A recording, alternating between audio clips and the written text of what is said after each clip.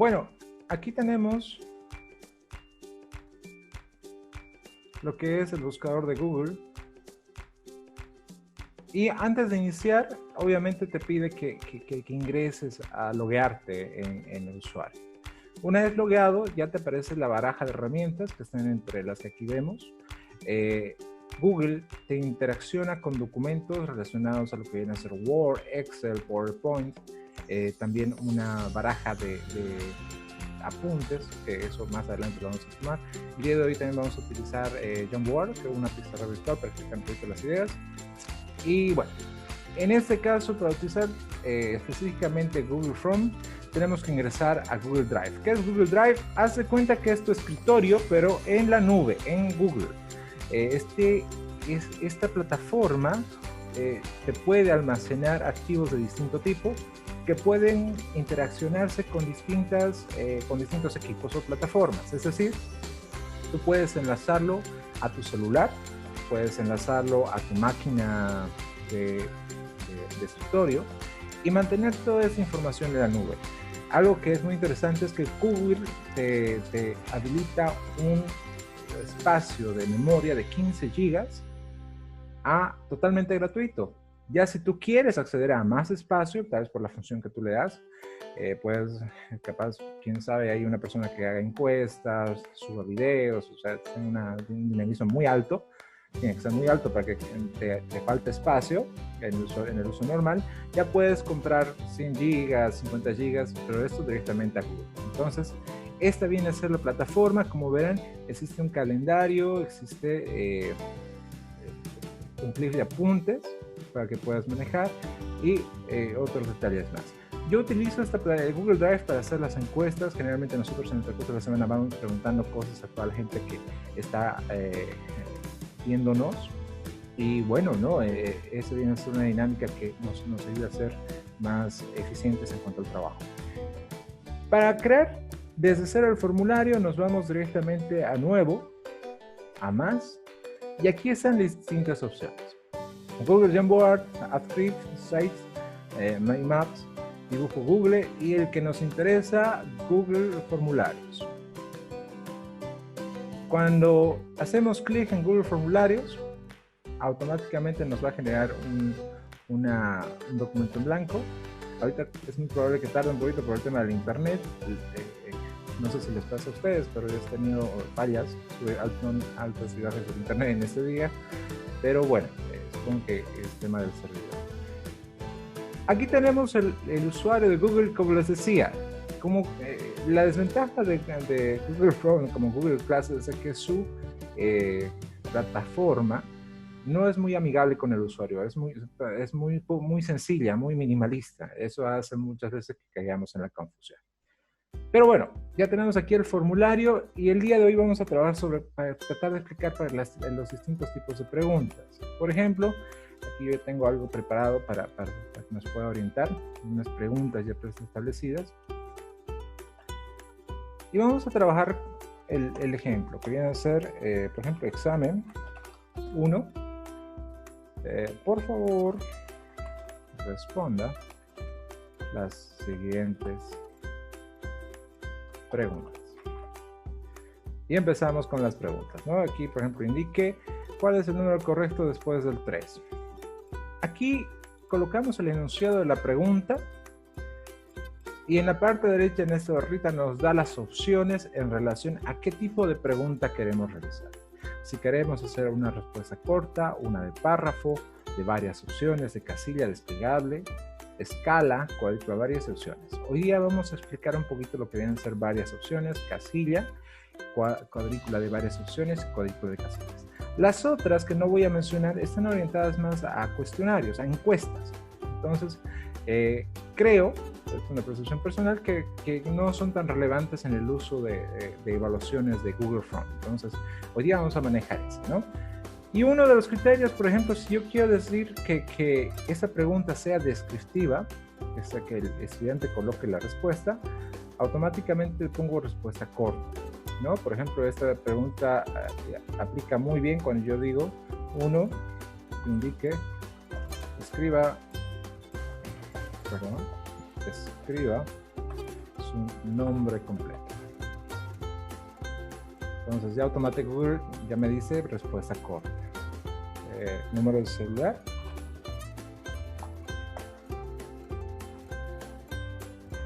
Y aquí es la parte inteligente de Google. Como verán, Google se alimenta constantemente de toda la data que el usuario va subiendo a la parte online. Lo cual ha hecho de que Google te genere automáticamente un tipo de respuesta en relación a la pregunta que tú señales. Es interesante porque, miren, yo he colocado el número de celular y automáticamente Google me entiende que el que va a llenar el formulario tiene que señalar un número. Esta es una opción que viene predefinida. Y aquí puedo colocar grupo designado. Entonces, cuando yo hago este tipo de preguntas, muchas veces, y ahí es donde vamos a tocar el punto final del día de la clase del día de hoy, es que me dicen, ¿sabes qué, Fernando? Lo que pasa es que cuando yo aplico evaluaciones virtuales, hay muchas probabilidades de que me copian. Entonces, tengo que hacer varios enlaces, mandar varios exámenes, pero a mí eso me genera más trabajo y es más complicado. Entonces, ¿cómo puedo hacer? El día de hoy les voy a dar precisamente este tip sobre utilizar los grupos asignados como una forma para trabajar a partir de un solo enlace y empalmar distintos tipos de exámenes. Pero bueno, ahí está el tipo de varias opciones. Este tipo de respuesta lo que me hace es que el estudiante solamente seleccione una de estas tres opciones. Dentro de este formulario que hasta ahorita ya hemos llenado, existe una opción que es vista previa. Y vista previa es una forma preliminar de cómo se va a ver mi examen. Ahora bien, cuando yo utilizo la computadora, que usualmente es la plataforma donde tiene más dinamismo, es decir, puedes acceder a más elementos más fácilmente, se ve de esta forma. ¿Cómo puedo hacer para yo saber cómo se va a ver en celular? Simplemente le das minimizar la página y automáticamente ya te dice por defecto cómo se vería en la pantalla de un celular, ¿no? Entonces, ahí ya puedes comparar tú si la pregunta es muy larga, muy corta y demás. Por ejemplo, acá escribo los nombres donde dice respuesta del número de celular. Obviamente dice debe ser un número. Agrego un número. Y grupo designado, el tipo de respuesta me dice que solamente puedo asignar una de las opciones, ¿no?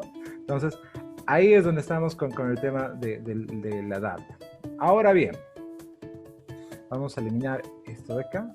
Esto de acá lo vamos a eliminar. Y vamos a jugar con otro tipo de preguntas que nos han dicho que a veces nos complica mucho. Y viene a ser, por ejemplo, el tipo de pregunta de cuadrícula de varias opciones. Este es otro tipo de pregunta que muchos profes me dicen que les complica el manejo. Y la verdad que es muy sencillo. Vamos a trabajar, por ejemplo, con una pregunta que estamos prediseñados por acá, que dice la siguiente, ¿no?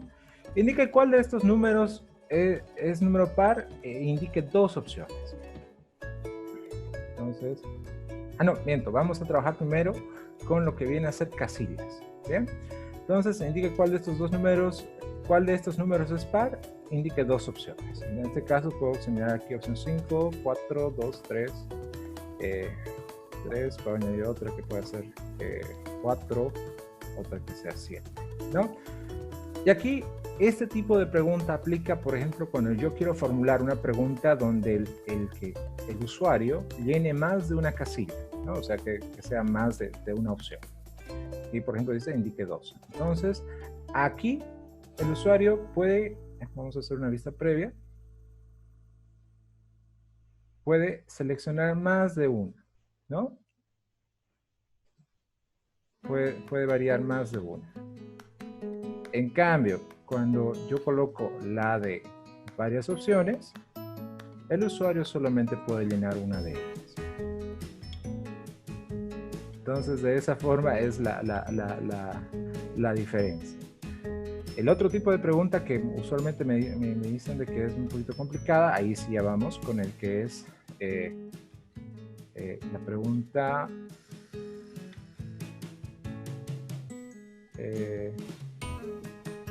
ya, esta es la pregunta, ¿no? Indique, vamos a colocar ya en plan, ¿no? Indique ¿Cuál premisa es correcta?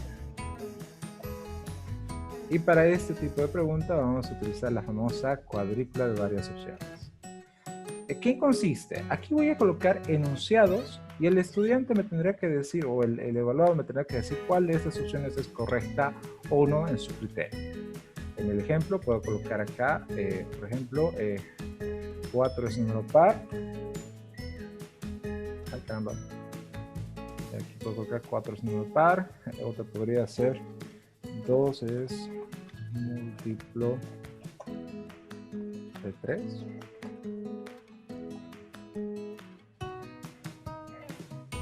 $25 es múltiplo de 5.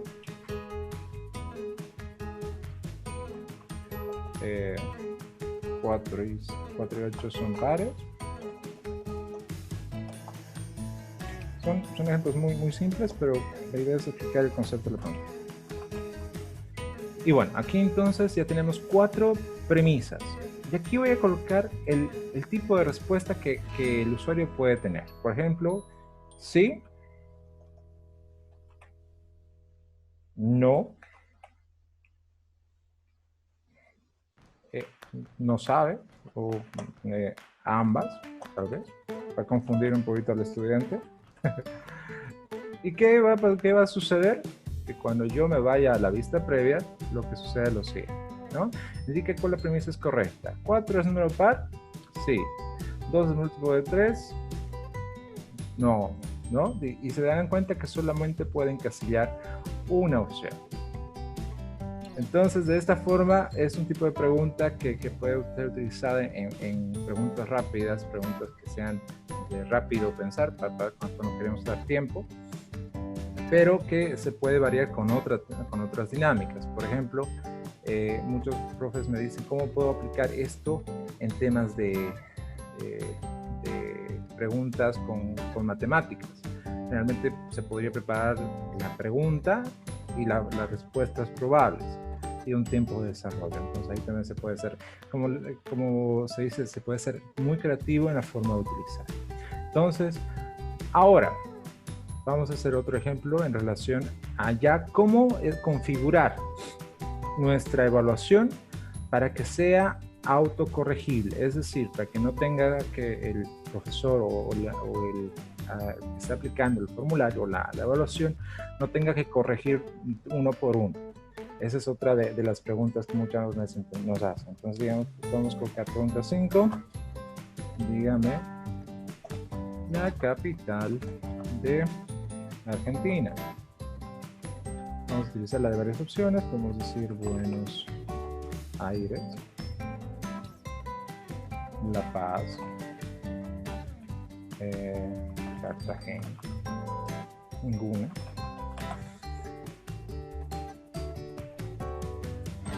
Bueno, he colocado la premisa, la pregunta. Y ahora, en el ejemplo, voy a hacer de que esta pregunta se envíe a mis estudiantes y que los estudiantes respondan. A este paso, solamente se enviaría y se observaría de esta forma.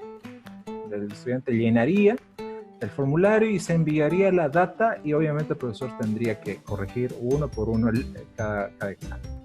¿Cómo se trabajaría esto? Para hacer el formulario que se corrija automáticamente, nos vamos a configuraciones, claro, configuraciones, y aquí nos presenta varias opciones muy útiles. Una de las más importantes es la de limitar la respuesta, es decir, que cuando yo envío un formulario a una persona, esta persona tenga solamente una posibilidad de llenar. Esto funciona cuando el usuario, cuando la persona que va a llenar el formulario o la evaluación, tiene una cuenta Google. Si el usuario no tiene cuenta Google, no le va a ser posible llenar el formulario en este formato. ¿Qué se recomienda? Que si tú quieres utilizar ese formato en clase, tengas la certeza de que todos los estudiantes tienen un Google Form. Mejor dicho, la cuenta en Google, en Gmail. ¿Cómo sabes? Porque cada uno de ellos va a tener un correo electrónico. Entonces, ese es el requisito indispensable. Por eso es tan importante que Google, o sea, puede ser la estrategia de Google, en cada paso te va pidiendo, quieras ser o no, que tú tengas un login dentro de su plataforma. Bueno, otra forma es la forma que te dice, ¿no? Mostrar barra de progreso, ordenar preguntas. Esto se refiere a que tú cuando mandas al usuario te muestran esos botoncitos de sí adelante, de que las preguntas estén ordenadas de forma aleatoria, por tú las quieres presentar. Lo que a nosotros el día de hoy nos importa es cómo hacer para que se corrija. Y entonces aquí va. Convertir en cuestionario. Al hacer clic acá ya le estoy dando una forma de autocorrección. Pero para que sea autocorregible, primero tengo que asignar la calificación. Y me dice, ¿no? Publicar la calificación. Es decir, digamos que el usuario ya ha llenado el cuestionario y Google Front me dice, me da la opción de que una vez llenado, reciba de forma automática sus resultados. Esto es un buen elemento a la hora que te toca hacer feedback de cuánto te sacó, de no te estén accediendo día tras día, que yo sé que a más de uno les ha pasado, a mí me pasó recientemente ¿no? Cuando están las notas, pero en este formato lo que hace es enviar inmediatamente después del llenado de las preguntas, las respuestas, el valor, el puntaje obtenido y qué respuestas fueron correctas y cuáles no. Aquí dice, el cuestionario podrá haber preguntas respondidas de manera incorrecta, respuestas correctas y puntuaciones, ¿no? Entonces, solamente con hacer esto, repito, ya está habilitado y le damos guardar. Ahora bien, ¿qué pasó? En la parte inferior de la pregunta 5 que hemos elegido que sea multiopción, dice clave de respuesta. Cuando yo hago clic aquí, le voy a decir a Google cuál de estas respuestas es la correcta. En este caso, señalaré que es Buenos Aires. Y esta tendrá un puntaje, ejemplo, de 10 puntos. Le damos a listo y ya está. En este caso, también le voy a dar un puntaje que va a ser 4 es número par, ¿sí? Verán que en la medida en que se va presentando el redondito verde, estoy señalando cuál es la correcta. 3 es múltiplo de 2 es múltiplo de 3, no. 21 es múltiplo de 5, sí. 4 y 8 son pares, correcto. Y aquí cada una de estas va a tener una puntuación. Puede ser 5 puntos. Eso es a criterio del profesor, ¿no? De cuánto quiere que cada pregunta tenga el puntaje. Y ya está. Entonces, aquí ya me aparece que esta pregunta en totalidad tiene 20 puntos. Este tiene otros 10 puntos. ¿Y cómo se vería? Vamos acá. Empezamos a desarrollar. Como verán, si yo cliqueo al azar, no se ve ninguna corrección. Pero en el momento de enviar, ya me sale la opción ver puntuación. Y en ver puntuación, ya me dice cuánto es el puntaje, ¿no? 10 en el puntaje total, sobre 30. Cuáles fueron correctas y cuáles fueron aceptadas. Este elemento es muy importante porque obviamente es una retroalimentación en la totalidad.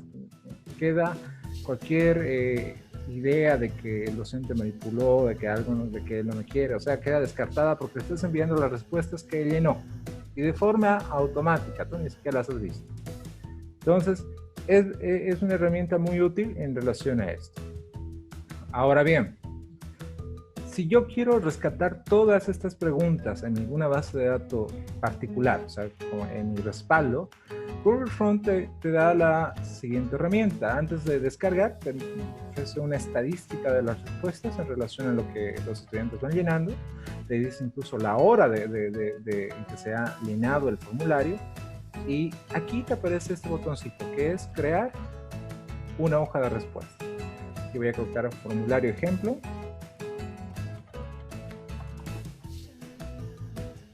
Crear y ya me aparece en un formato Excel las respuestas rellenadas por el estudiante, ¿no? Incluso ya me aparece el puntaje.